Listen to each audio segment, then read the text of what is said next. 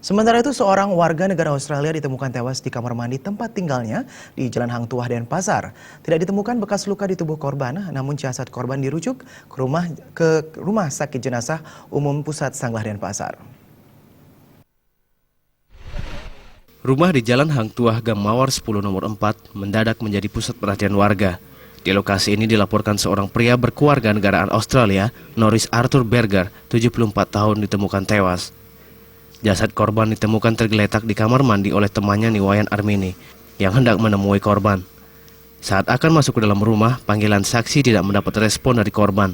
Saksi pun memberanikan diri masuk ke dalam rumah dan menemukan korban telah tergeletak.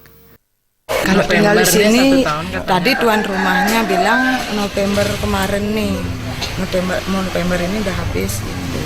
Nggak pernah ngeluh gitu. Dari olah tempat kejadian perkara yang dilakukan petugas forensik Polresta Denpasar, ditemukan sejumlah obat di dekat jasad korban. Petugas tidak menemukan bekas luka di tubuh korban. Dari hasil pemeriksaan olah TKP ditemukan obat-obatan dan tidak ditemukan tanda-tanda kekerasan pada korban. Untuk memastikan penyebab kematian korban, jasadnya langsung dilarikan ke kamar jenazah Rumah Sakit Umum Pusat Sanglah, Denpasar untuk diotopsi.